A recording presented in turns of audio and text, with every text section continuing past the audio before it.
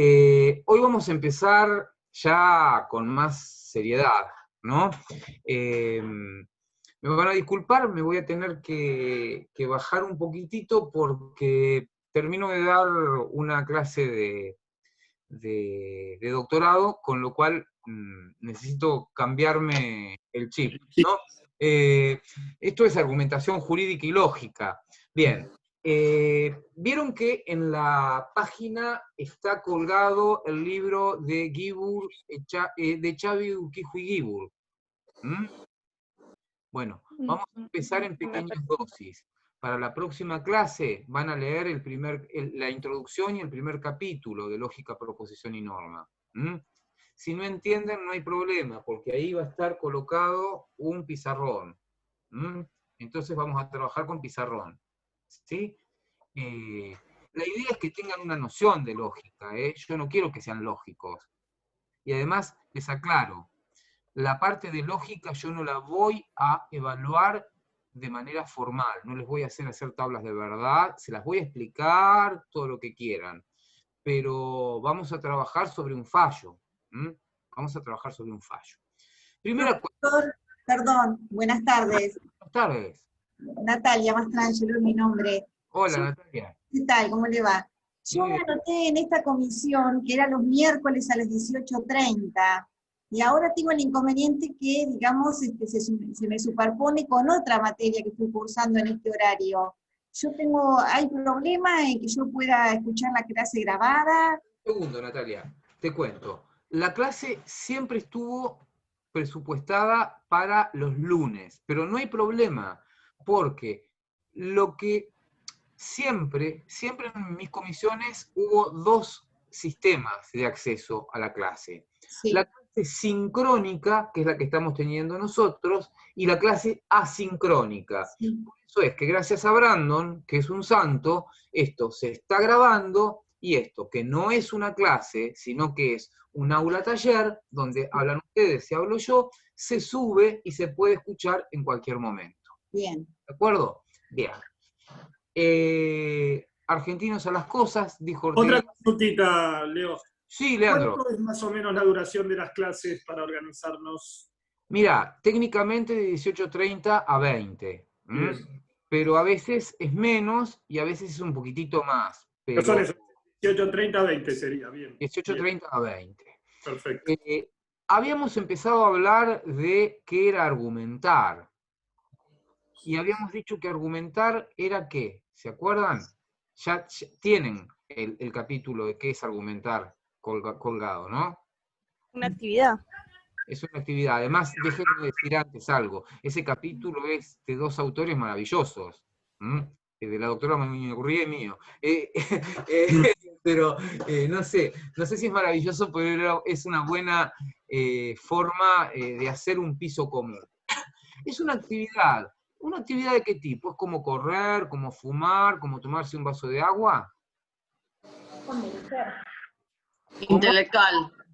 Sí, como leer en soliloquio, como yo digo, volverán las oscuras golondrinas y me emociono. Una actividad discursiva. Es una actividad discursiva. Y Esmeralda, ¿qué significa que yo cuando argumento produzco un discurso? Que elaboro fundamento, no quiero ser redundante, quiero decir elaboro un discurso, pero no, elaboro una explicación para convencer al otro. Ajá. Para sostener una idea. Puede ser que sea una explicación, o puede ser que sea otra cosa, pero está bien la idea. Para evitar que no nos quedemos resumidos en la explicación, digamos, produzco un paquete textual, es decir, hablo, o como dice Michel Foucault, que es un autor que a mí me gusta mucho, desgarro el velo del silencio. Supónganse que el silencio sea como una gran sábana blanca, lo rompo. Los psicoanalistas dicen que el silencio se desgarra porque uno desea algo. Cuando uno desgarra el velo del silencio para argumentar, ¿qué es lo que está buscando con esta actividad textual de producir palabra, de proferir palabra? convencimiento de mi pensamiento hacia otra persona. Por ejemplo. Exactamente, que otra persona, Leandro, adhiera a tu punto de vista. Esto, si utilizáramos la visión ortodoxa de lo que es la argumentación. Esta visión ortodoxa es la visión retórica, la que vamos a encontrar en Aristóteles, perdón, sí, bien digo, en Aristóteles, y que vamos a encontrar en la tradición romana en especial, con Cicerón. La actividad retórica dependía toda ¿Me puede ver? toda del hablante, toda del argumentador. Había un argumentador y había un coliseo de gente escuchando al argumentador para ser convencida. Era una actividad textual de mano única. Es decir, yo soy el argumentador y yo soy el que convenzo. ¿A quién? A ustedes. ¿Se dan cuenta? Este es un modelo que sirve, pero tiene mucho más que ver con el tipo de argumentación política y en el derecho con el tipo de argumentación deliberativa. Normalmente los diputados y los senadores hacen discursos. ¿Para qué? Para convencer al resto. Normalmente en campaña un candidato a presidente carga sobre sus espaldas, exclusivamente sobre sus espaldas, producir paquetes textuales, dialógicos o analógicos. A ver, muchas veces hacer así, hacer así, hacer así, hacer otras cosas que yo no voy a hacer porque la mano derecha no la uso, es una forma de emitir un discurso, y que ese discurso no esté compuesto de palabras, sino que esté compuesto de actitudes. No, Nahuel, yo no uso la mano, que reíste, no uso la mano derecha por dos razones. Primero, porque soy izquierdo. Y segundo, porque soy de izquierda. ¿No? Entonces hay dos buenas razones. Esto también es una forma argumentativa. Exacto, sí. Esta es una forma argumentativa. Esta es una forma argumentativa que tiene que ver con insistir sobre un tema a través de la palabra que es fijada por algún gesto actitudinal. Ustedes lo van a ver en las personas que se han capacitado en oratoria. No lo hagan, porque es tristísimo. Uno ve a la persona, dice, el punto. Desarrollemos, elevemos nuestro pensamiento. Es decir, el cuerpo siempre ya uno sabe hacia dónde va a ir porque ratifican de una manera muy obvia, muy obvia. Yo creo que el buen argumentador encuentra formas de confirmar o de afincar lo que está diciendo para convencer a través de gestos actitudinales que les son propios. Profesor. Propios, que son su ética, de alguna manera. Ustedes fíjense que los licenciados o los profes en filosofía que somos pelados, normalmente cuando queremos hacernos los interesantes nos ponemos así. Si vamos a pensar nos ponemos así, porque hay una famosa foto de Michel Foucault donde está calvo y así, ¿no? Bien, esto es una forma de fijar de manera analógica, no dialógica, una posición. Pero advirtamos una cosa, esto una vez sirve, a Foucault le sirvió, a otro les puede servir una o dos veces, pero después se convierte en pose, ¿no? Es decir, lo dialógico y lo analógico tienen que ir en pandán, tienen que ir de alguna manera acompasándose, pero no tienen que ser muy previsibles. Y lo que buscamos, como decía Leandro, era persuadir, convencer. A veces se hace una distinción entre persuasión y convencimiento, se convence con razones, se persuade, perdónenme, se persuade con otro tipo de herramientas, con la fuerza, por ejemplo. Y la fuerza es un elemento persuasivo también, ¿no? El cariño es un elemento persuasivo. Pero digamos, la actividad de argumentar es una actividad textual, es una actividad que busca convencer al otro, y puede ser que lo sea a través del texto dialógico o del texto analógico, o sea, lo que comunico con el cuerpo, con los colores, con la forma de vestimenta, con la posición que adopto, esto que los griegos llamaban la exis, el modo en que coloco la voz, ¿no? Es decir, ustedes sabrán que si quieren hablar con una voz más grave, tienen que hablar desde la base de la garganta. Si quieren hablar con la voz normal, se tocan la garganta, suena la parte media. Si quieren hablar en falsete, como un dibujito animado, empiezan a hacer trabajar esta parte. Bueno, todas estas cuestiones, el buen orador las tiene en cuenta. Pero fíjense, esta es una forma de argumentación muy burda, muy elemental, a pesar de que es la base de la argumentación y a pesar de que vamos a utilizar la retórica en alguna de las clases y vamos a leernos toda la retórica. Toda la retórica. Y lo vamos a leer bajo un método que se llama, soy muy malo pronunciando inglés, a ver, close reading. ¿Se entiende lo que digo? ¿Qué significaría, Ezequiel, close reading? Lectura cerrada, ¿puede ser? Lectura cerrada. ¿Qué significa lectura cerrada? Que yo tomo el libro y me cierro sobre el libro. O sea, no hago vinculaciones. Voy a leer a Aristóteles por Aristóteles. No voy a buscar en un libro de filosofía de la historia. Voy a leer a Aristóteles por Aristóteles. En una edición, que es la edición de Gredos, que yo les voy a subir a través de un PDF. Y no le estoy robando a nadie, porque Gredos ha subido sus obras a PDF hace muchísimo tiempo, muchísimo tiempo. Me encantaría que estuviéramos con mayor capacidad de movernos, porque la edición de Gredos en papel hoy está bastante barata porque se ha publicado para... ¿Dónde estás, Jenny? Estoy en la clase de seminario. ¿Dónde estás? Para la comunicación en... Sí, avísame porque es la puerta, es algo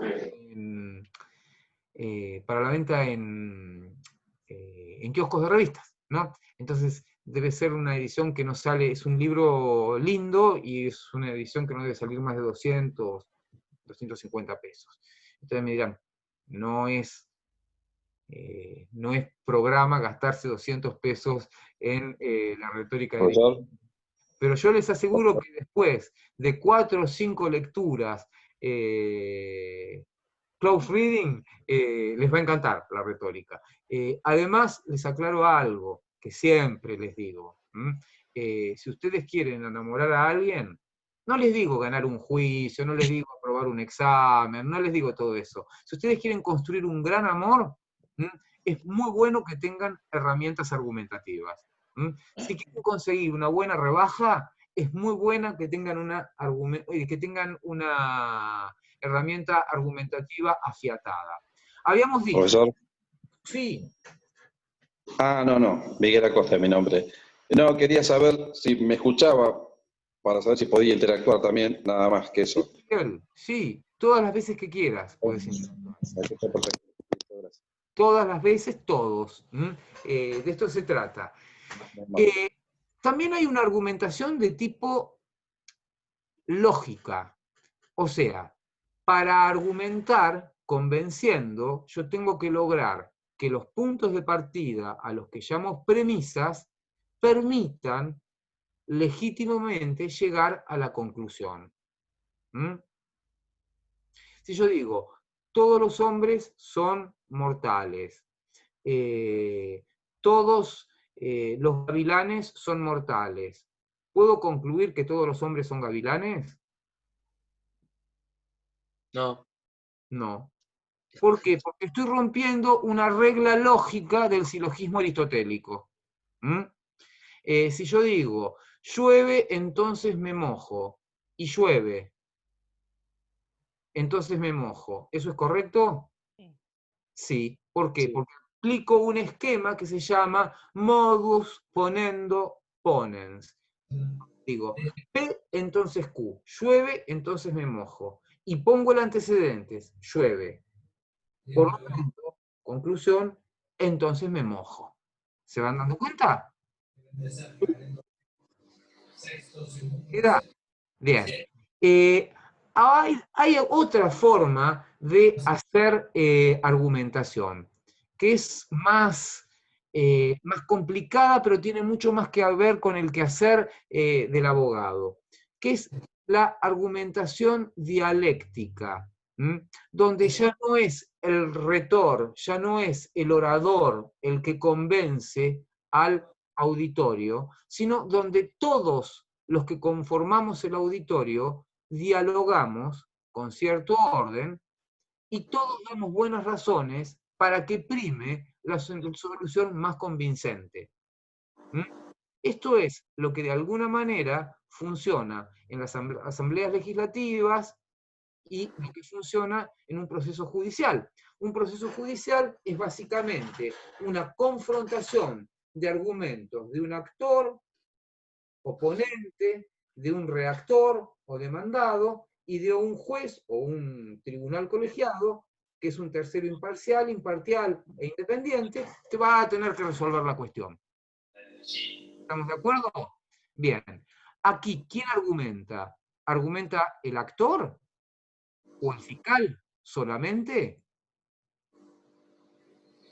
No, las dos La partes. defensa también. Dos partes. Nosotros somos muy norteamericanos en ese aspecto, ¿no? Y decimos, en el derecho procesal argentino aplica el principio de igualdad de armas. Entonces, ante la posición viene la réplica. Y después de la réplica puede venir la dúplica. O sea, demanda, contestación y reconvención. Ahora, ustedes fíjense, yo puedo demandar, Valeria me puede contestar la demanda y yo puedo reconvenir. Pero yo puedo reconvenir sobre cuestiones que ya planteé en la demanda. No, no puedo reconvenir sobre cuestiones que planteé en la demanda. Esto se llama reconventio reconventionis y solo existía en el juicio de divorcio. Porque existía la posibilidad de la reconciliación. Ahora ya no existe más la reconventio reconventionis porque no hay más procesos de divorcio que sean contradictorios. Pero esto lo que me está marcando es que en un proceso judicial, al igual que en una asamblea legislativa, todos podemos argumentar. Todos los que tenemos, por ejemplo, el título de legisladores. ¿Estamos de acuerdo? Todos los que tenemos capacidad jurídica, todos los que tenemos título de abogado, si vamos a argumentar en un proceso judicial. Los incapaces, los niños tienen derecho a ser oídos. ¿Cuándo? ¿Siempre? No, en algún momento. Esto es lo que llama Michel Foucault el orden del discurso. Hay que tomar en cuenta que la argumentación siempre tiene una dosis de poder. Y que las buenas argumentaciones son las argumentaciones en donde el poder está distribuido, en donde no se dan asimetrías. ¿Se van dando cuenta? A este tipo de argumentación se le llama argumentación pragmadialéctica. Claro, con todo esto presenté algunos estilos de argumentación, ¿no? La argumentación retórica, que es la normalmente del profesor o el político o el locutor que tiene un especial atractivo para hablar, que nos convence, que nos atrae, que nos aleja y que nos convierte en una especie de títeres, ¿no? Y que nos convence de lo que está diciendo. Este es el modelo retórico, el que aparecía en las asambleas griegas, el que aparecía en las asambleas romanas, y el que de alguna manera aparece en el discurso político. Ustedes saben que la argumentación surgió cuando empezó a circular la palabra. Hubo una época en que las cuestiones no se tomaban de una manera más o menos participativa, o discretamente participativa, sino que se tomaban manu militari. ¿Cuándo empezó a circular la palabra? La filosofía nos indica, y la historia nos indica, que empezó a circular la palabra cuando las guerras dejaron de ser hechas por la aristocracia y surgieron los ejércitos de hoplitas. Y los ejércitos de hoplitas obligaron a que los ejércitos ampliaran su número. Entonces, gente que no era aristocrática participaba en la guerra. Pero luego de que vencía en la guerra, venía el reparto del botín. Y para repartirse el botín de guerra se armaba un círculo. Y la gente discutía cómo repartirse el botín según el orden de la palabra. ¿Y quién daba el orden de la palabra? El que tenía un bastón y que se lo entregaba a quien iba a ser orador. Pero ahí era el orador tratando de convencer a todos. Luego, la argumentación lógica. Bueno, la argumentación lógica es imprescindible, pero con lógica sola no vamos a ningún lado. Digamos, un gran amor con lógica sola no se construye. Digo, un gran o un pequeño amor. Está bien, estamos en época de pandemia, pero dentro de 4 días iba a ser viernes, y el viernes íbamos a salir, y cuando íbamos a salir, no íbamos a salir a bailar solamente, íbamos probablemente a buscar otra cosa, y ahí se necesitaba argumentar.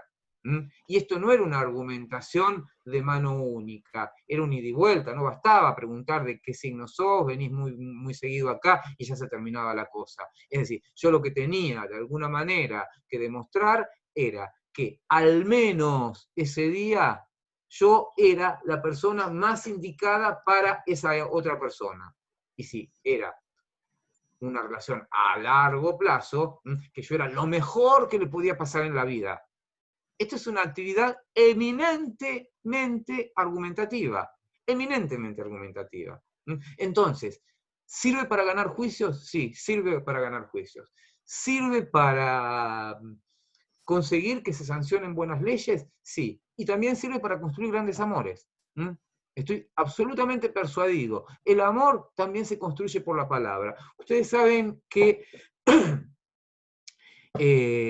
Cortázar, ¿leyeron algo de Cortázar alguna vez?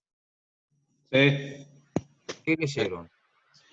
Casa Tomada, Historia con amplios y fama. Rayuela. Bueno, a ver, ya me robaron el corazón. ¿Vieron cómo con palabras se persuade? A ver, que me hayan dicho Casa Tomada antes que Rayuela, me encanta. Porque a mí Casa Tomada es un cuento que me fascina. Me parece que es un cuento argumentativo. Que me hayan dicho Rayuela me llevó a los 15 años, ¿no? Y me lleva a que una vez por año, más o menos, releo Rayuela o algunas partes de Rayuela. El libro de Manuel también. El libro de Manuel. Hay un cuento muy fantástico. No se culpe a nadie. ¿Cómo? Hay un cuento fantástico que se llama No se culpe a nadie, que relata cómo una persona se saca el pullover adentro de un cuarto y hace toda una construcción dialéctica, paso por paso, milímetro a milímetro, termina el hombre cayéndose por el balcón, y esa simple acción, que es minúscula, que parece tan fácil y tan simple, él la despliega con unos detalles tan minuciosos que uno queda asombrado, menos que eso no puede quedar. Sí, sí, sí. Sí, el libro es asombroso. Por las puertas del cielo, que es súper romántico. Las puertas del cielo es algo terrible. Otro que es fantástico, que a mí me hace reír aún cuando esté deprimido, que son Instrucciones para un velorio. Pero yo le quería decir, conectado con esto de argumentar, que la primera mujer de Cortázar recibió luego de muerto, Cortázar, una cajita que la dejó por ahí. Aurora Bernardes era una gran traductora, era la traductora de Jean-Paul Sartre al español. La traducción no es buena, pero ella era una gran traductora, la traducción de Sartre. al español no es buena, pero ella era una gran traductora de francés. Difícil era traducir a Sartre, ¿no? Que era un creador de neologismos en otro idioma. Pero Aurora Bernardes, un día, después de mucho tiempo, muerto Cortázar, abre esa cajita y encuentra un conjunto de papeles que eran poesías. Y es por eso que se publicó un libro que se llama Papeles Inesperados. Ustedes fíjense el valor que tiene la palabra para la argumentación, pero también el que tiene la cadencia. Decía este ñato, que para mí es uno de los más conmovedores poetas argentinos. Lo que más me gusta de ti es tu cara. Lo que más me gusta de tu cara es tu boca. Lo que más me gusta de tu boca es tu lengua. Lo que más me gusta de tu lengua... Nahuel, sos un mal pensado. Lo que más me gusta de tu lengua es la palabra. Díganme si no es fantástico. Y ahí, punto final. Y ahí terminó. ¿Qué habías pensado? Sabía que iba por ahí, pero bueno, el doble sentido estaba implícito. Ah, pero yo... Con ella podrías decir. ¿Cómo? Mil Lo que cosas. haces con ella. Es decir, empezó a girar la cabeza, ¿no? Bueno,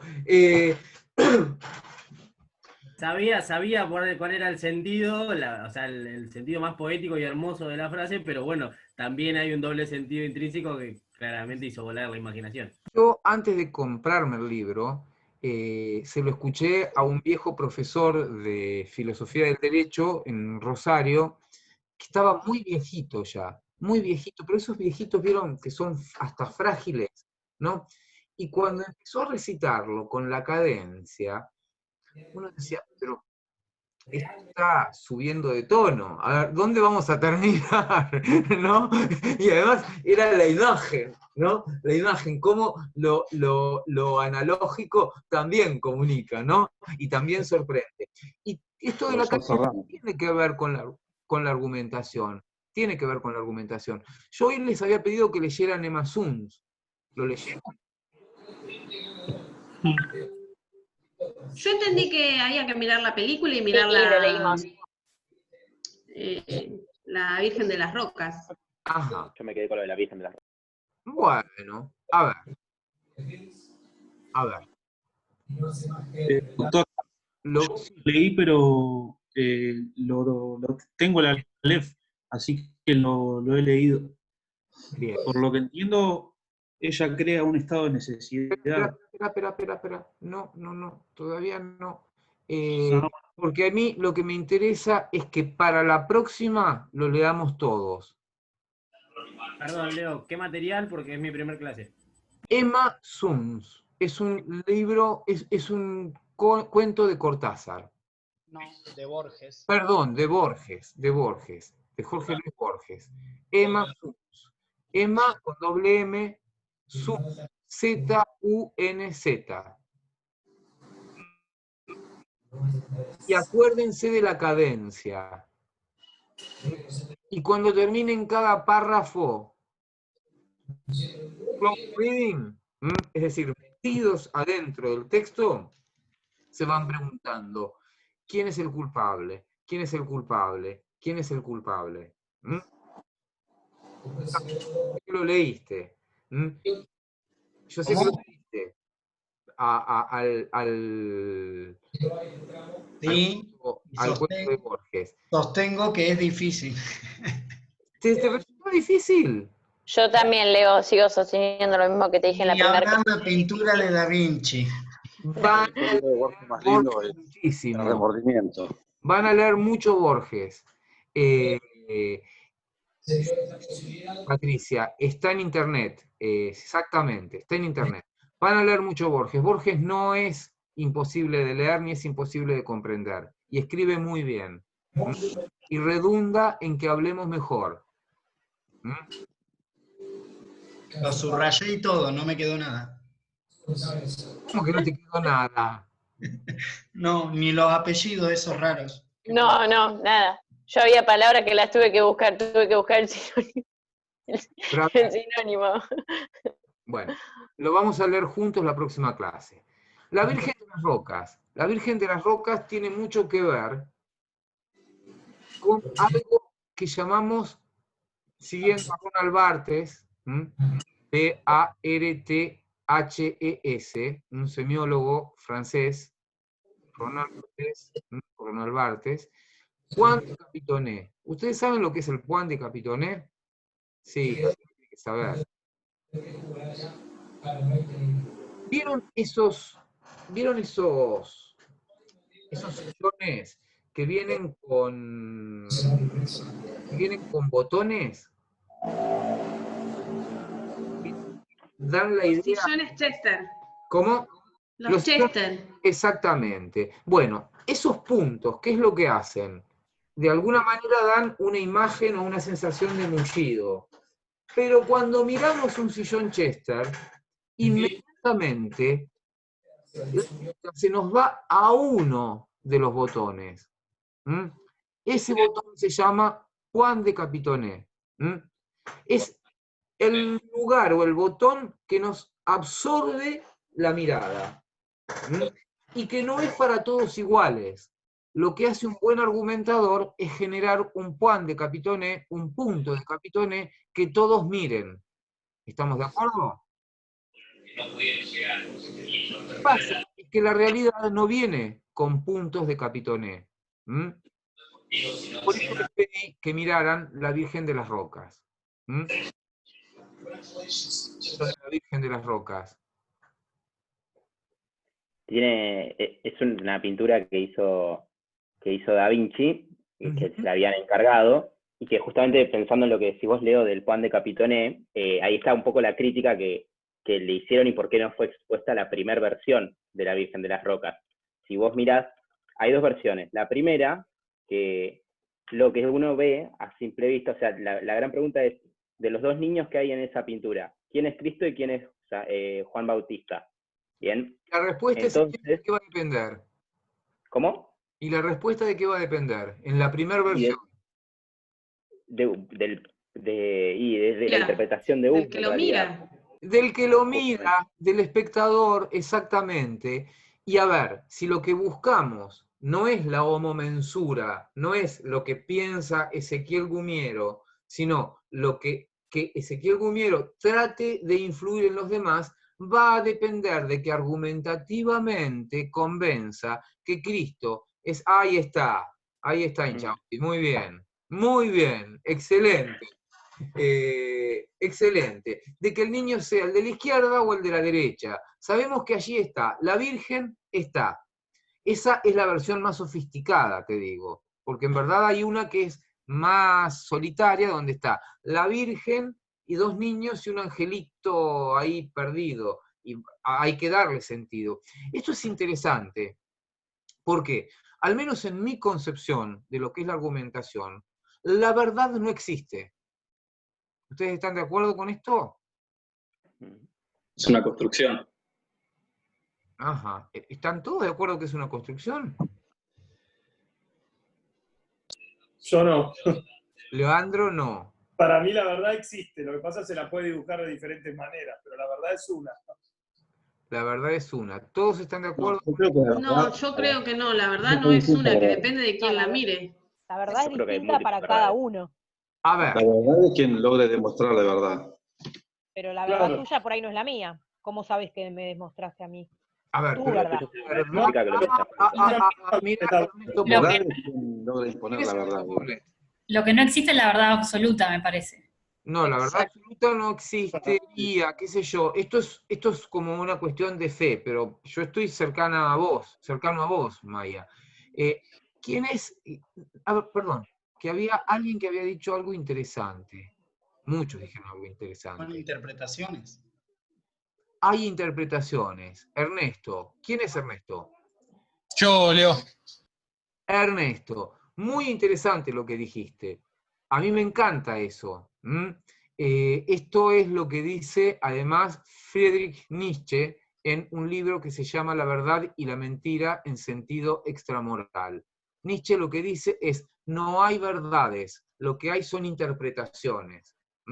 Hay una interpretación conforme a la cual el niño de las rocas es, el niño Jesús es el que está a la izquierda, otro es el que está a la derecha. Puedo tomar en cuenta, si sigo la lógica de los diestros, como la mayoría de ustedes, que el lugar preponderante, el lugar de honor es a la diestra, ¿no? Pero escúcheme, Leo, hay una verdad. Con solamente preguntarle a Leonardo da Vinci cuál es el niño Jesús, esa es la verdad. Que después nosotros la que podamos interpretar o dibujar de diferentes maneras es una cosa, pero la verdad es Da Vinci cuál dibujó al niño Jesús. Esa es la verdad. Puedes decir que la verdad es que no se puede apreciar de la pintura cuál es cuál, y el que la visualiza no va a tener a Da Vinci al lado para preguntarle. Bueno, pero por eso hay una verdad, hay una verdad que para nosotros sea una u otra, pero una verdad hay, que nosotros no sepamos cuál es, puede ser, pero una verdad la hay. Da Vinci pintó un niño Jesús y ¿cómo era el otro niño? ¿Cómo era? San Juan Bautista. San Juan Bautista, exacto. Bien, Leandro, esta es tu postura, y es muy respetable. Ahora, ¿qué pasa si volvemos a Ronald Barthes, que hablaba del grado cero de la escritura y de la muerte del autor? Decía, el autor escribe hasta que pone el punto final. Una vez que pone el punto final, el autor muere y la obra ya no es de él, sino que es del intérprete. Y el autor puede morir, efectivamente. Hablábamos de casa tomada. Casa tomada era una casa señorial de dos hermanos. ¿Lo conocen al cuento? ¿Lo conocen todos? ¿Lo conocen todos o se los cuento rápidamente? Yo no lo conozco. Bueno, Yo tampoco. rápidamente. Yo no lo conozco Dos hermanos estaban en una casa señorial, vivían de las rentas de su campo. Este es un dato que puede pasar por allí o puede ser un dato muy importante, ¿no? Empezaron a sentir un día ruidos en los fondos, pero no se preocuparon porque los fondos quedaban muy lejos. A medida que iban pasando las noches, parecía como que había gente en la casa que iba avanzando, y ellos iban tapiando partes de las casas. ¿No? Se van replegando de la casa, cediendo lugares. Y cediendo lugares, exactamente. Hasta que quedaron en un cuartito. Y ese cuartito, la última noche, parecía que iba a ser tomado por estos usurpadores, ¿no? Entonces, los dos hermanos se fueron, cerraron la puerta con llave y tiraron la llave en la alcantarilla. Bien. ¿Esto qué significa? Puede ser una historia media truculenta, y hay autores, hay críticos que dicen que es una... ¿Cómo? Hola, ¿qué te has puesto una bufanda? ¿Andas con frío? Nada, está charlando con el vecino. Bueno, digamos lo siguiente. Algunos pensaron que esto era una metáfora del advenimiento del peronismo, de la retracción de las clases terratenientes. Cuando es entrevistado en una oportunidad y le hacen esta pregunta, él dice que de ninguna manera, que nunca tuvo en cuenta eso, ese sesgo político, esa impronta política. Ahora, casi todos los lectores, cuando ven la época en la que hizo el cuento, cuando ven dónde lo publica en una revista que se llamaba Proa. ¿Se acuerdan quién era uno de los editores de Proa? No es baladí el tema, porque normalmente vieron que hay River y Boca. Bueno, está Cortázar versus... Sí, Cortázar sí, Borges. Lo leo contra Borges. Bueno, el editor de la revista Proa era Borges. Florida contra. Borges era del grupo de Florida. ¿Se acuerdan que la literatura en ese momento era la literatura de élite, Florida, y la literatura más popular, que era la literatura de Boedo? Bueno, digamos, Cortázar no estaba ni en Florida ni en Boedo. pero el primer cuento que le editaron, se lo editó Jorge Luis Borges en su revista, la revista Proa, que tuvo 2 números, y fue Casa Tomada. Entonces parecería que desde Borges en adelante empezaron a leer Casa Tomada como que era una alegoría al peronismo. Y además, parece que en algún momento Cortázar le dio aire a eso, ¿no? Sí, es un cuento antiperonista. Cuando es entrevistado y le preguntan, es previo a las elecciones del año 83, donde no se sabía quién ganaba, si el peronismo o el radicalismo, ¿no? Y él dice, no quise hacer ninguna alusión histórica. ¿Y el autor no puede mentir? Pero, profesor, cada uno que toma la interpretación de un hecho y lo fundamenta y lo argumenta, lógicamente da una explicación válida de esa verdad. Y esa verdad es válida para él y para el interlocutor en la medida que lo pueda fundar. Yo creo que si uno interpreta algo y no lo sostiene con argumentos, esa verdad se cae. Porque yo creo que hay diferentes verdades y depende de la óptica donde lo vea. Sobre la Casa Tomada, los antiperonistas pudieron haber interpretado de que era una crítica al peronismo o una alarma de que se venía una ideología distinta, innovadora y que iba a usurpar beneficios y todas las cosas que tenían en ese momento. Pero al que no lo veía de esa forma, podía argumentar lo contrario, como finalmente terminó sosteniendo Cortázar. Pero, Leo, ¿por qué se quiere buscar otra verdad si por algo lo escribió esa persona? Él la tiene esa verdad, lo que él escribió sobre esa lectura. Sí, pero lo que está diciendo es que él puede mentir. ¿Hasta qué punto es una verdad? Sí, él puede mentir, pero la verdad es una. Pero ¿cómo la sabés si él te...? Me parece que él puede negarlo. Un segundo.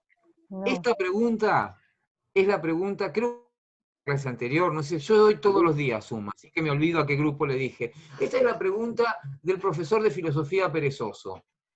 Yo tuve varios, yo hice la licenciatura en filosofía y tuve varios profesores perezosos. Cuando el profesor no tenía ganas de dar clase, no fue lo que quise hacer ahora, quise generar un debate, simplemente eso. Hacía una pregunta tan heideggeriana como la nada nadea. Si la nada nadea, ¿la nada es o no es nada? ¿La nada es o no es nada? Claro. No nos vamos a poner de acuerdo. Porque si es, no es nada. Y si es nada, es. ¿Se dan cuenta? Bueno, yo los podría dejar discutiendo 1 hora y después decirle, vuelvan y tráiganme una conclusión. Y no van a tener una conclusión para eso. Epistemológicas distintas.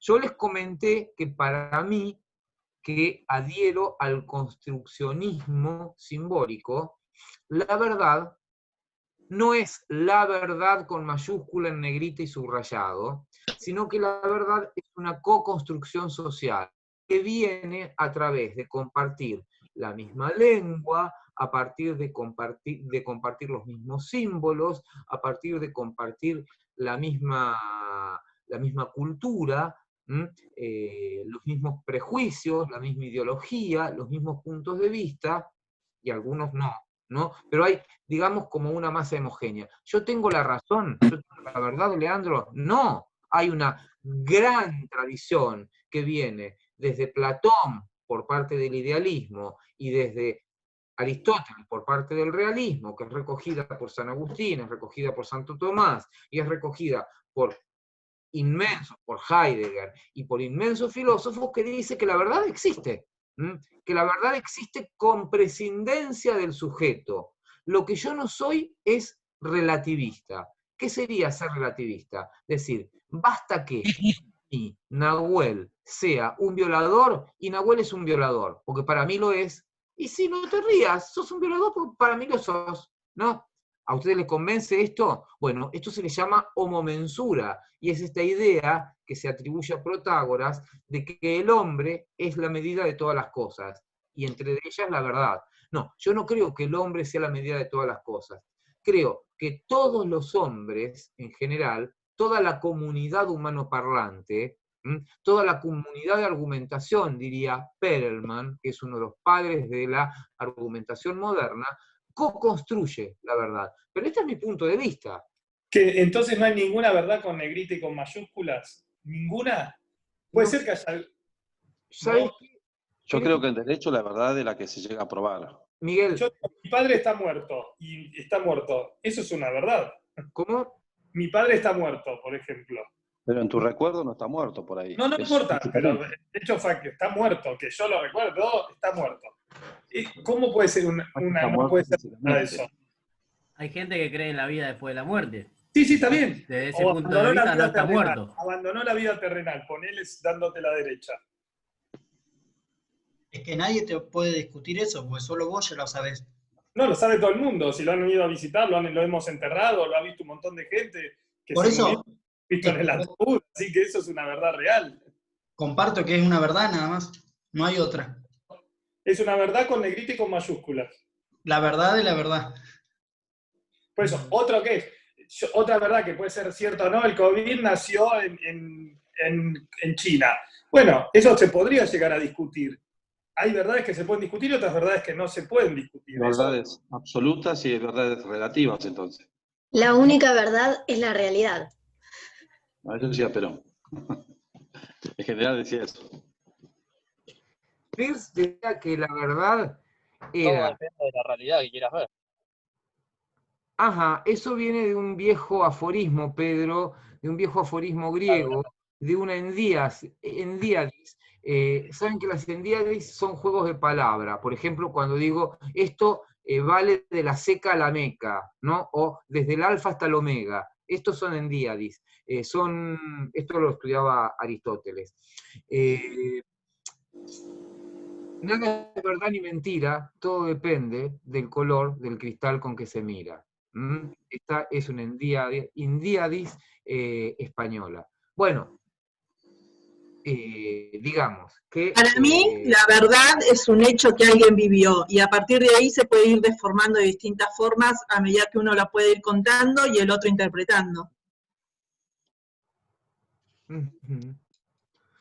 Uno vive un hecho, entonces al vivir un hecho, estar presente es como el que vivió, estuvo en un hecho jurídico, ponele, ¿entendés? Yo viví esto, mi verdad es esto, yo firmé esto o pasó esto. Ahora que yo vaya y que mi verdad se la cuente a otro, es como un teléfono descompuesto puede pasar. Bueno, cada uno va a ir contando su verdad y se va a ir deformando. La verdad jurídica la que se puede probar, digamos. A ver, Lucas, ¿por qué no hablaste de la prehistoria?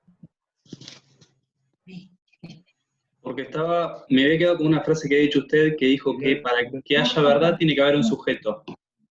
Sí. ¿No? ¿Y qué pasó antes de que existiera sujetos? Con conciencia para entender lo que estaba pasando. Ah, pero lo que pasa es que la verdad se puede dar sin lenguaje. Yo puedo decir, ¿es verdad que Lucas tiene auriculares puestos en los oídos? La verdad es que, ¿la verdad son los auriculares o la verdad es lo que digo? La verdad son los auriculares. A mí la verdad es lo que dice usted para mí. ¿De qué se explica? Está muy bueno lo que ustedes acaban de decir, o lo que acabamos de descubrir. Acabamos de descubrir que... Porque estaba pensando lo mismo que había dicho ella. No sé si se me colgó a mí. Estaba pensando lo mismo que dijo ella hasta que me puse a pensar que no necesariamente tiene que haber un sujeto presente. A eso voy. Claro, ahora, lo que pasa es que sin sujetos, sujetas, o sujetos, vamos a decir. ¿Quién cuenta entonces si no hay alguien? Sin sujetos no hay lenguaje. Pero ahí se crea un relato. Y sin lenguaje... ¿Cómo? Que se podría crear un relato en los casos en donde no hay sujetos. Que también es interpretativo y ahí es una verdad muy... Es donde yo digo que una vez que se puede ir contando, se va deformando por ahí esa gran verdad. Profe, yo tengo una pregunta. Sí o sí, tipo, la verdad se tiene que contar y es necesario el lenguaje porque no se puede apreciar la verdad en el sentido de que, no sé, vos ves salir la luna todas las noches o que la luna sale cuando el cielo está oscuro es una verdad y la podés apreciar sin que nadie te la cuente o alguien te diga. O que vas a ver las estrellas cuando el cielo ¿Qué está estás oscuro. diciendo? Mirá lo que estás diciendo. Vos decís que es verdad que la luna sale. ¿Sale la luna? Aparece. Como salimos a bailar. No, aparece. La luna siempre Aparece, está La luna siempre está, ¿no? aparece No, Nosotros la como luna aparezco. sale. Aparezco. Se oculta el sol y sale la luna. No, la luna está. Se hace La luna está visible porque de está nuestra el sol. La perspectiva Tierra va solamente. girando y la va Forma enfocando. metafórica que tienen de asumir la vida.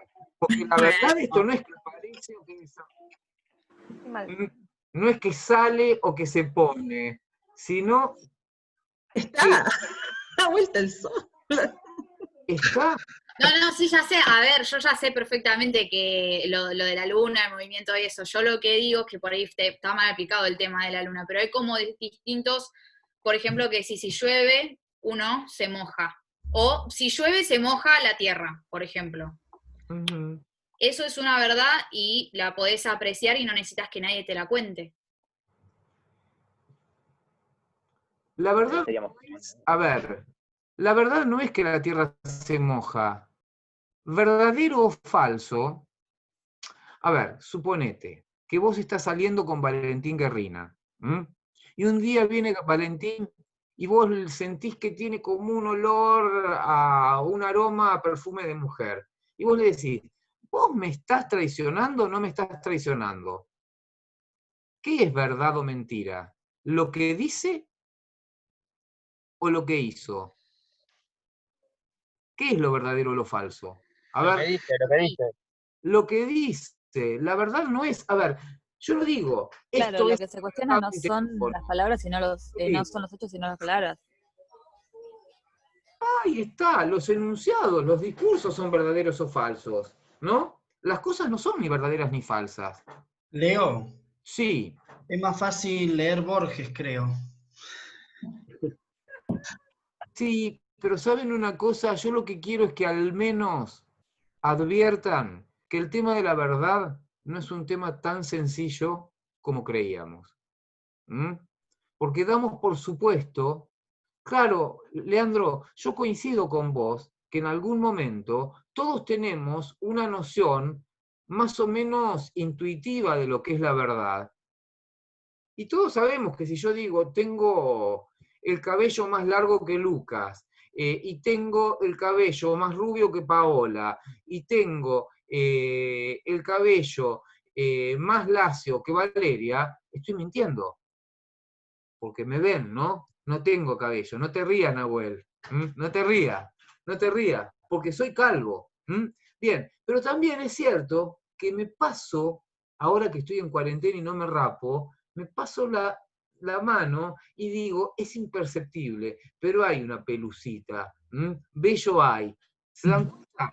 Entonces, no les estoy diciendo ni les quiero remover las concepciones más profundas, metafísicas, ontológicas, que han hecho correr ríos de tinta en materia de filosofía, respecto de si la verdad existe o no existe. Lo que sí quiero es que se den cuenta que la verdad no tiene la entidad de la cosa, el ser siendo de la cosa, la existencia de la cosa, en términos de metafísica aristotélica, sino que la verdad se predica de lo que digo de la cosa. Y ahí puede ser que haya distintos criterios de verdad, que la verdad sea la correspondencia entre lo que digo y lo que pasa. Por ello, por ejemplo, digo, Justito me dice que su conexión es inestable. Digo, que Franco Inchausti tiene un suéter gris. Bueno, ahí hay correspondencia, ¿no? Hay correspondencia. El suéter que tiene Franco y lo que yo digo se corresponden. Lo verdadero es lo que yo digo. ¿Estamos de acuerdo? Podría que cualquier persona que goce de las mismas capacidades visuales que gozo yo, o que goce una persona media, pueda decir, sí, lo aprecio como un gris. ¿Estamos de acuerdo? Bien. También podríamos tener un criterio que ya no es la única verdad es la realidad, como dijeron ustedes, sino es verdad es lo que me conviene. verdad es lo que me conviene. Entonces, este es el criterio utilitarista de verdad. Sí, Pablo. Dale, Pablo. Y llevándolo al campo del trabajo, del trabajo, ¿no?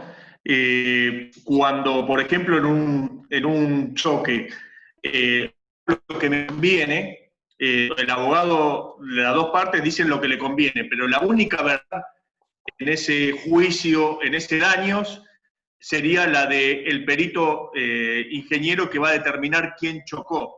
A pesar de que cada abogado diga lo que le conviene, la verdad sería el perito el auxiliar de justicia que ayuda al juez.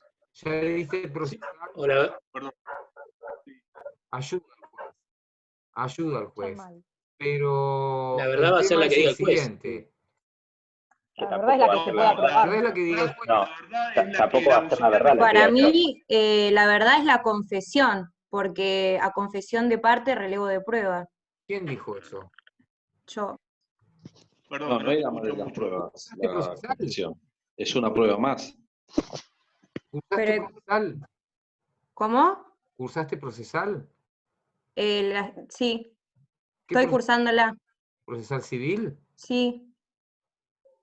¿Y te dijeron la confesión de parte de prueba? Una vez me dijeron eso, pero en elementos me dijeron. Bueno. No, ese adagio quedó superado totalmente. No, está mal. Construye con el resto de las pruebas, no solamente la confesión va a alcanzar. Millones de siglos, porque eso, a ver, normalmente en la vida se utiliza ese aforismo, que es un aforismo medieval, ¿no? Si vos confesaste, yo ya no tengo que probar más nada, si vos dijiste que era la culpable. ¿Qué más necesito? La casa de bruja buscaba eso, la Inquisición buscaba eso. Que la Santa Inquisición buscaba eso. A confesión de paz, claro, la Inquisición buscaba eso, y lo buscaba a toda costa, a una costa de la tortura, a una costa de las ordalías. A confesión de parte tengo que producir toda la prueba igual. ¿Estamos de acuerdo? Pero fíjense. Igual, eso es acá, porque en el derecho en el derecho penal de Estados Unidos, la confesión descalifica todas las pruebas. Entonces también es de parte de quien lo mire y como sea. Sí, profe, una cosita. Sí, pero ¿cuántos han confesado un crimen y no ha sido algo cierto?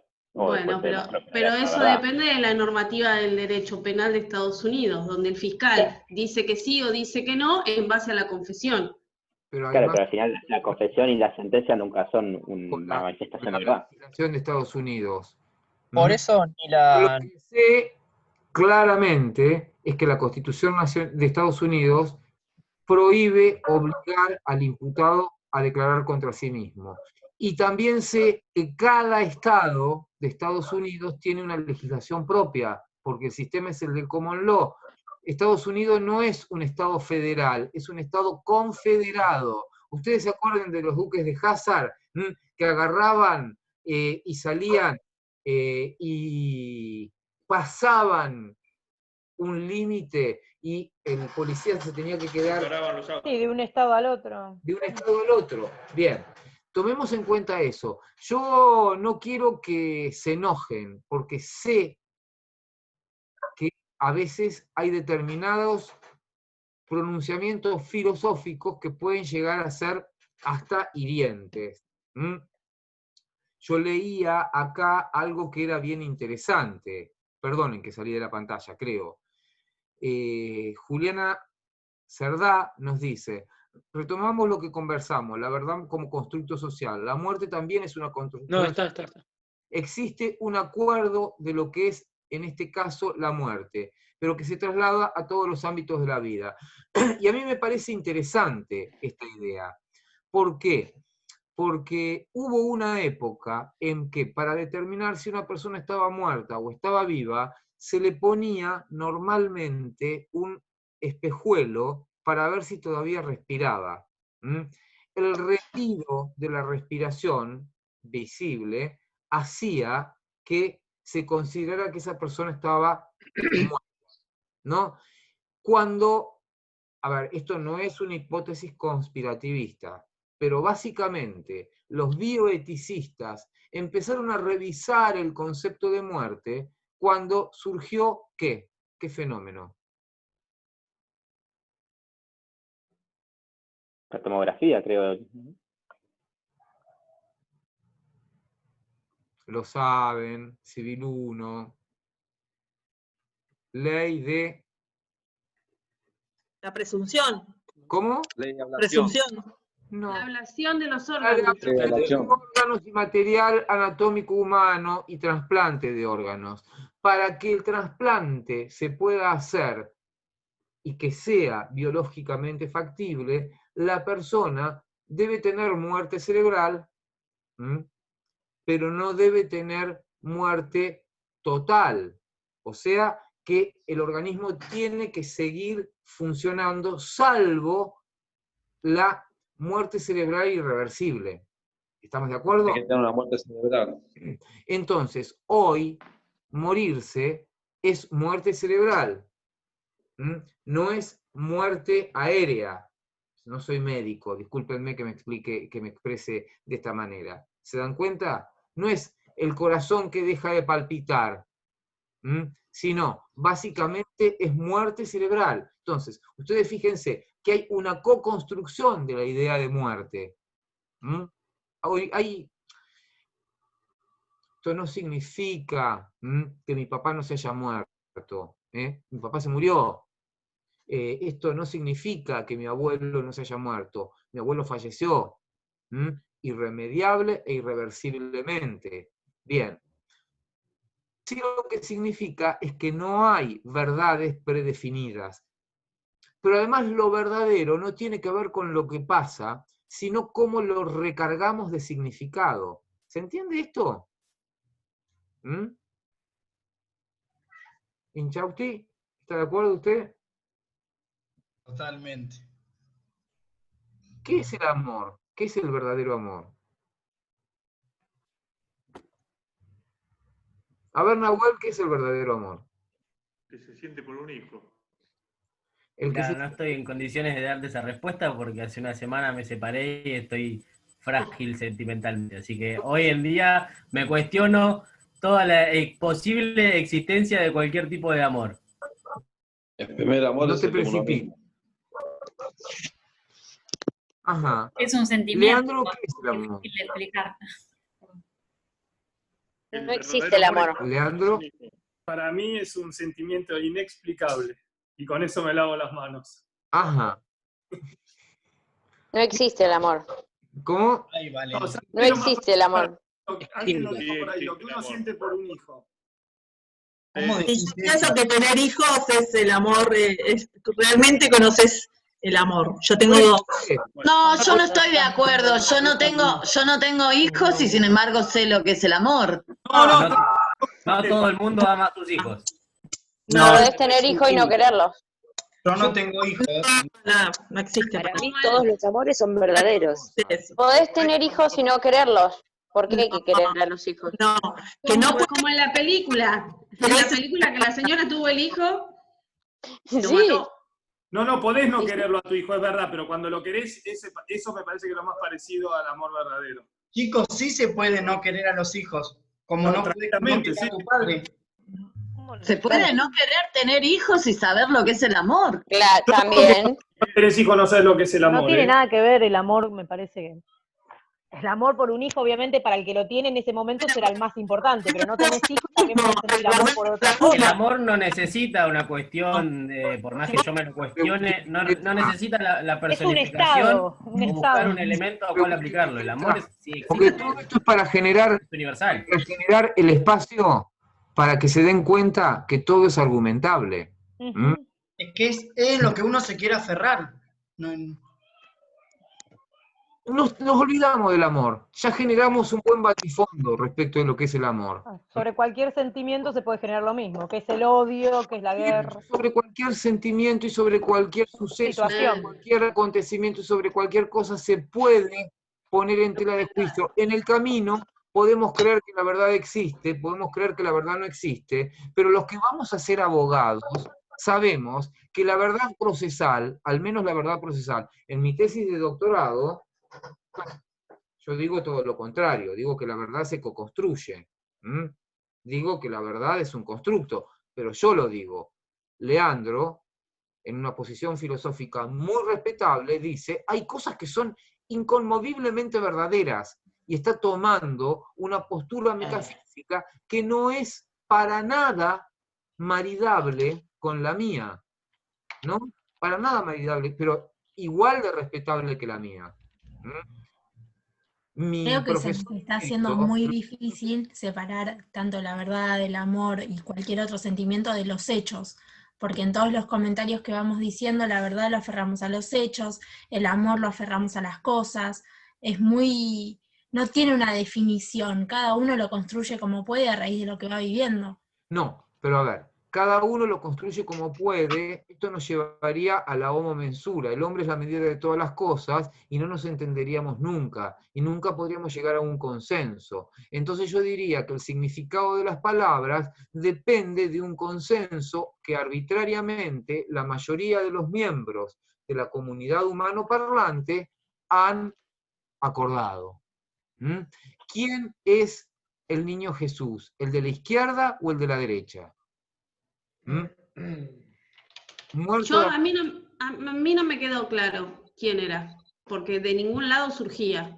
A mí tampoco. Hay gente que dice que la mano tan amorosa sobre el brazo de uno indicaría que es el niño Jesús.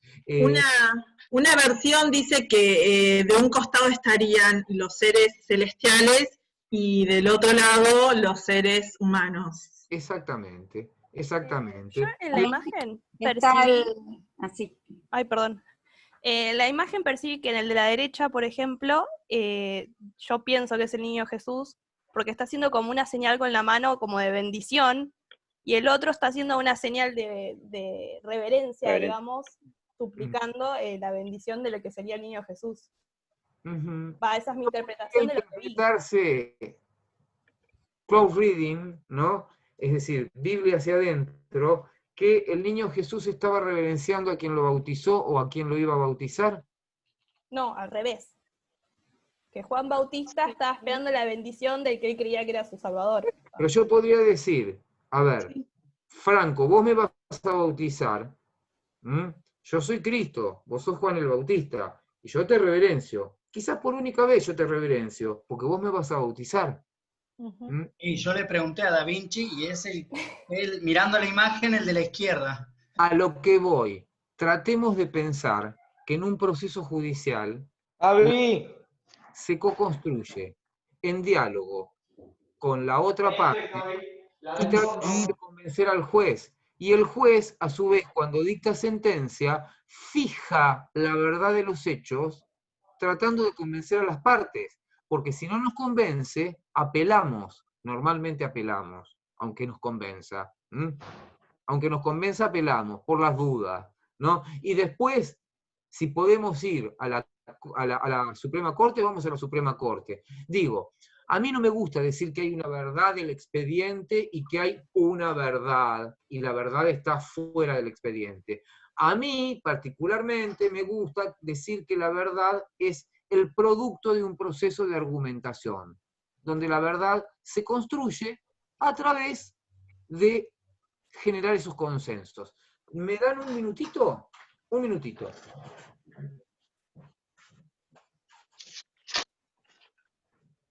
Yo estos libros los detesto, porque son de divulgación. Hay un autor que se llamaba Peirce.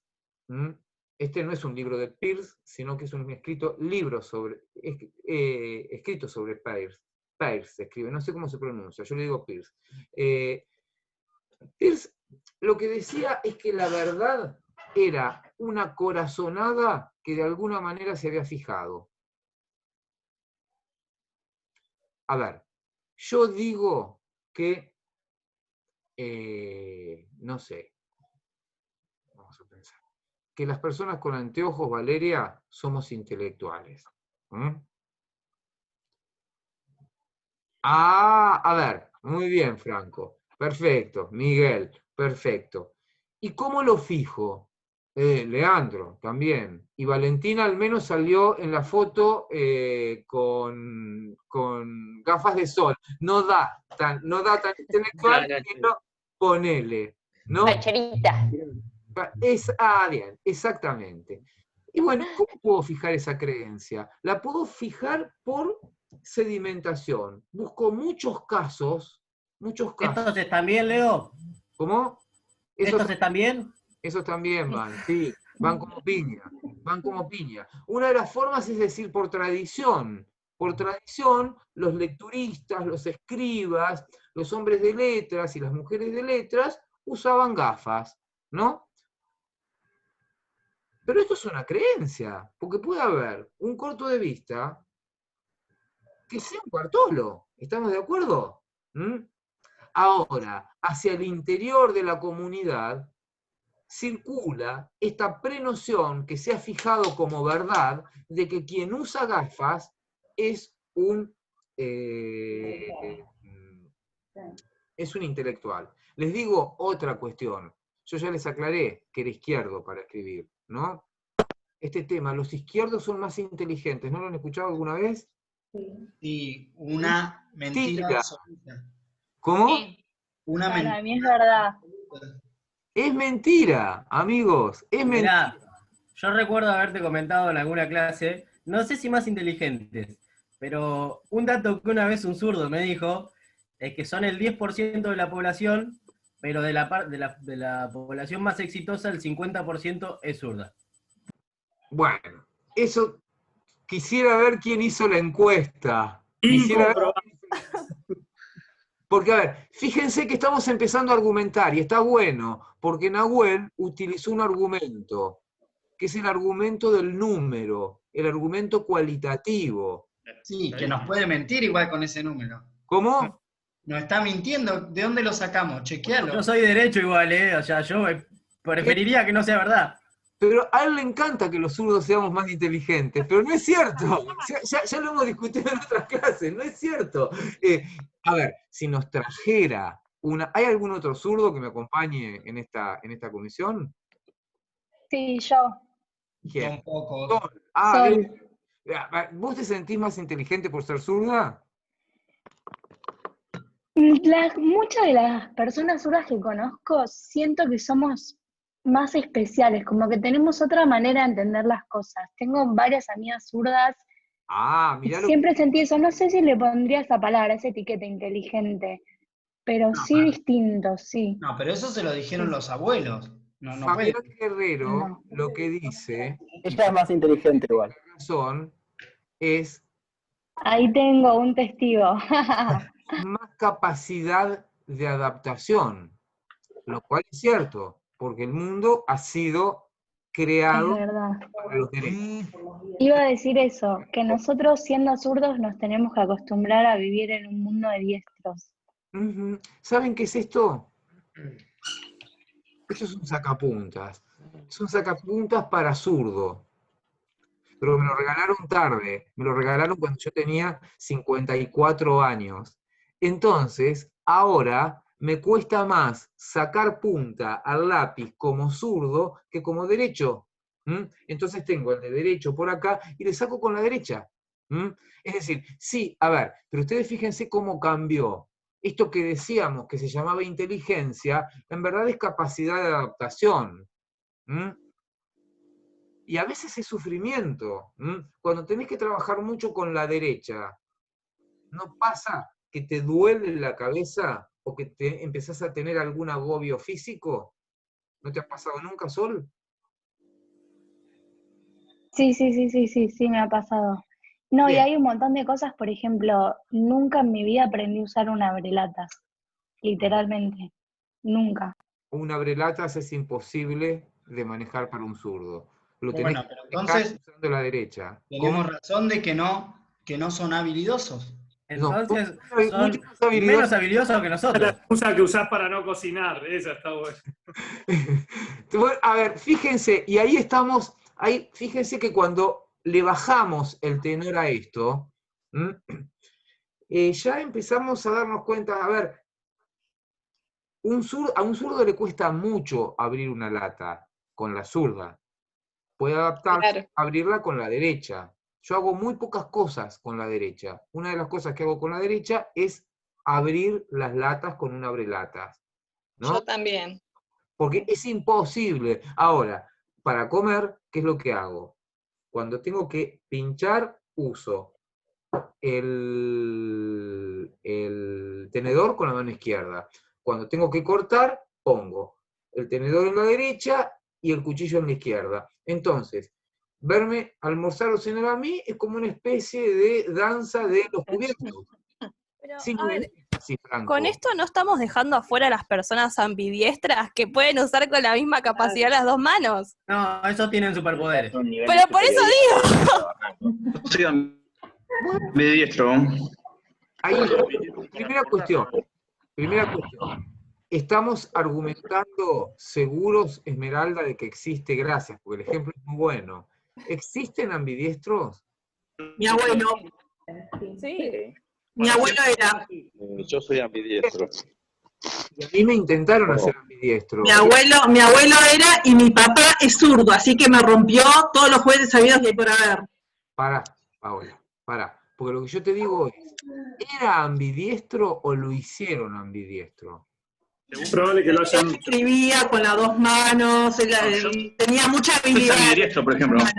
Pero el tema de ser ambidiestro no depende de la mano que uso, sino del hemisferio del cerebro que predomina. Ya es otra cosa. Es más científico, yo ya. A ver, eso lo sabemos los zurdos, sobre todo los zurdos viejos. Yo soy zurdo viejo, tengo 55 años. Sí, mi papá también es grande. A mí me estaban la manito, hasta que se dieron cuenta que con la mano derecha no iba a ningún lado, tuvieron que desatar. En algunos casos les dio resultados y fueron, como dice Paula Echevarría, siniestros que se hicieron también diestros, ¿no? Yo tengo una tía que tiene mucha habilidad para trabajar con la mano izquierda y con la mano derecha. Es ambidiestra, pero no es ambidiestra nata. Igualmente esto lo tendría que preguntar a un psicólogo, ¿no? O a un psiquiatra, o a un fisiólogo. Pero fíjense cómo a partir de algo que no conocemos, podemos argumentar. A mí me pareció que estuvo 10 minutos, me dice Brandon, que quedan de clase. Vamos a aprovecharlos. ¿Parece? ¿Están aburridos? ¿No? Bueno, a mí lo que me parece fascinante es que en esta clase pudimos empezar a argumentar de cosas pequeñitas. Es empezar a hacer circular la palabra. Sí, yo también, Fabián. A mí me obligaban a escribir con la derecha, pero me pudieron obligar poco tiempo, ¿no? Porque después se dieron cuenta de que no iba a ser factible. Igualmente me quiero ahora sustraer de los zurdos y de los derechos, y lo que quiero pensar es cómo de alguna manera dependemos tanto de lo argumentativo. No puede ser, nadie de los que han leído el cuento de Borges, Emma Suns, ¿nadie lo entendió? Sanabria Álvarez, Julián. Juan. Sí, Juan. ¿Vos leíste el cuento? No, yo no estuve en la clase pasada, esta es mi primera clase. Bien, no hay problema. ¿Quién? A ver, Franco lo leyó. No nos cuente. Yo lo leí también. ¿Quién? Yo lo leí, Matías. ¿Matías? Valentina también. Valentina también.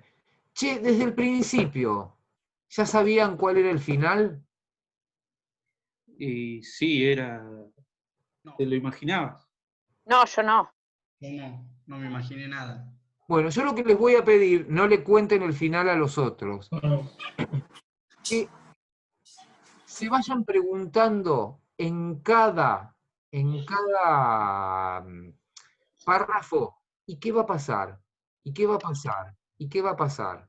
Y que vayan haciendo una especie de hoja de ruta. Entonces digan, supónganse, a la primer carilla pensaba que, A la segunda carilla pensaba que, creo que son 4 o 5 carillas, ¿no? Y al final fue tal cosa.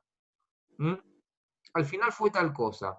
A mí lo que me gusta de Mazuns es que hay una especie de organización del mobiliario del cuento, que si lo hubiera organizado de otra manera, el resultado hubiese sido distinto. ¿Verdad, Franco? Sí, Leo, yo propongo, y vos vas a estar de acuerdo, que la clase que viene, Valentina nos explique el cuento. Pero por supuesto. Valentina. Dale, sí, yo lo explico. ¿Lo explicás? Bien. Sí. Y yo, a cambio, lo que les voy a plantear es que alguien tome la responsabilidad de en 5 minutos tratar de convencer a Leandro que la verdad no existe. Tomando en cuenta que Leandro no se va a quedar callado. ¿No? Está bien, me parece bien. ¿Estamos de acuerdo? ¿Quién asume la responsabilidad? Me tiene miedo. Yo no, porque pienso igual que él. Ya no. Bueno, pero podés convencerme. Es un mentiroso, Franco Inchausti. Hace 5 minutos me dijiste que creías que era un conflicto yo social. pienso que la verdad existe, pero puedo convencerte que la verdad no existe. Me convenció de antes. Nahuel, ¿vos pensás que la verdad existe?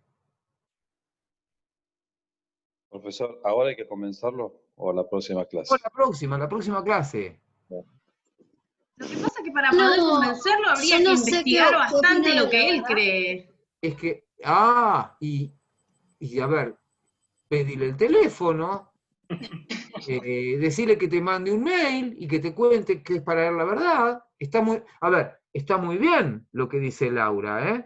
Pero también puede ser lógico, sí. Habría que saber lo que Leandro cree. Y a ver, cuando yo voy a hacer un alegato de cierre en un proceso penal, ¿no tendría que saber lo que el juez Nahuel, lo que la jueza Paola, lo que la jueza Esmeralda entienden? Sí, obviamente. ¿No tendría que saber lo que Franco Inchausti, que es el director del diario La Capital, me va a publicar? ¿No tendría que saber lo que Valentina Fajey, que es la conductora de Tele 8, va a decir? ¿No tendría que saber cómo va a reaccionar? ¿Cuál es el punto más débil de mi convencimiento? ¿No tendría que saber que se va a meter el doctor Lucas Lorente y que me va a sacar del caso y me va a suceder en el caso? ¿No tendría que saber todo eso? Bueno, por lo menos presumirlo. O por lo menos presumirlo, o por lo menos investigarlo. Mientras más sepa, mejor es, obviamente. Juan Sanabria es un tipo muy vinculado y muy influyente, y que puede llegar a el Ministerio de Seguridad. No voy a hablar de la independencia del Poder Judicial. Al Ministerio de Seguridad o al Ministerio de Justicia. No, y puede inclinar hacia un lado o hacia el otro la balanza. Entonces, primera cuestión. Leemos nuevamente el capítulo que teníamos. El capítulo, porque vieron que ahí hablábamos de lo que era el cotexto. El cotexto, o el contexto también.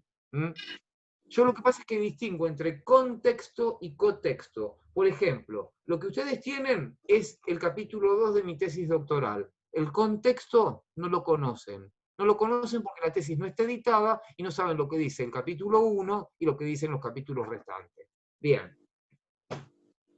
Pero el cotexto es no el texto que lo rodea, sino la realidad que rodea el texto. ¿Se dan cuenta? O sea, mis puntos de vista, mis prejuicios, la universidad en la que me formé, el hecho de que soy un abogado argentino y no un abogado chino, o un abogado norteamericano, el hecho de que, a ver, ¿qué más podríamos pensar? El hecho de que además de ser abogado soy licenciado en filosofía, lo cual me da otro prisma. Entonces, no me enojo tanto cuando me dicen que la verdad es una co-construcción o cuando me dicen que la verdad existe. Digo, y para Santo Tomás la verdad existe, y para Aristóteles también, y para Kripke A veces la verdad existe y otras veces es una co-construcción. Fíjense, y para los interaccionistas simbólicos a veces existe y a veces no existe. Pero me interesa eso. Emma Suns, ahora les voy a dar. No le vamos a hacer fácil. ¿Le hacemos fácil a Valentina el trabajo? No. No. Yo no tengo miedo, Leo. Bien. Igualmente, lo que sí les voy a decir, la próxima vez que les diga lean algo, siempre hagan la prueba en YouTube. Siempre hagan la prueba en YouTube. Se van a hacer una sorpresa. Pero bueno, después de ese vamos a leer uno de Fontana Rosa, que también tiene ciertas características, porque hay otra cuestión. Normalmente se dice se argumenta. ¿Se argumentan los hechos, Manuel? ¿Qué te parece? Siempre. A mí no. Siempre, y hay veces que dicen que no, que los hechos no se argumentan, sino se verifican. Se argumentan los dichos. Se argumentan los dichos o se argumentan los hechos. Bueno, yo tengo una postura. Yo siempre tengo una postura que le da mucho trabajo al abogado, que amplifica el ámbito de trabajo del abogado. Entonces, para mí los hechos se argumentan, porque yo te puedo presentar los hechos de una manera o de otra. Y son los mismos hechos, pero no suenan de la misma manera. Hay cosas que se Pero pueden... ¿no se argumenta la percepción que uno tiene sobre el hecho? Se argumenta la percepción que... Porque en un mismo hecho, en una misma situación, también se genera... estamos nosotros dos, los dos vamos a verlo desde una percepción y argumentar desde nuestra percepción. Sí, los hechos son unos, pero la interpretación es varias. ¿Cómo? Que los hechos son únicos, pero la interpretación, depende de la óptica donde los vea, es variopinta. O sea, da varias interpretaciones. Volvemos nuevamente a un tema espinoso. Leo. Chicos, y con esto cerramos. ¿Cómo sabemos que los hechos son únicos? Si los hechos son para nosotros en la medida en que lo percibimos. Juan, por ejemplo, ¿sos de Mar del Plata? Sí, soy de acá, de Mar del. ¿Sos de Mar del Plata? ¿De qué barrio? Por Varese, vivo. Vivís por Varese. ¿Vos sabés que en este momento están haciendo una fogata en el barrio Chovín? No. ¿Tenés la percepción de eso? No. Por ahí está, y por ahí no. ¿Cómo podemos hablar de los hechos si hay sin percepción y sin lenguaje? No podés. Eso es lo que les dejo para la próxima. Les digo que les dejo para la próxima, yo me quedaría más, pero me dicen que ya el tiempo terminó. Sí, tenemos otras cursadas, Leo, por eso. Por eso mismo. Entonces, lo que les pido es que ustedes me avisen cuando el tiempo termina. No los estoy reprochando. Cuando el tiempo está por terminar, me avisan. Porque a mí en la presencial me pasa lo mismo. Alguien me dice, che, te estás pasando. ¿Se aburrieron? No. ¿Seguro? ¿Se enojaron un poco en algún momento? No. Porque está bueno. Que, a ver, a mí me gusta que uno se enoje con determinados términos o con determinadas cuestiones, porque significa que nos moviliza. Yo les agradezco que me hayan abierto la puerta, les agradezco que hayan elegido esta materia y este seminario, les pido que se cuiden mucho, y les digo que son imprescindibles, y que fueron todos fantásticos. Valentina, lee Emma Suns porque Borges se puede leer. Sí. Borges se Sí, puede... para la próxima lo leo. Y me peino así prendo la cámara. Dale. Y lo explico. Che, vaya a cursar. Disculpe. Sí, Sofía. ¿Le puedo hacer una consulta personal cuando termine la clase? Sí, Porque no es sobre la clase en sí, sino sobre la cursada. Sí. ¿Quieres hacerla ahora? Sí, no te problema.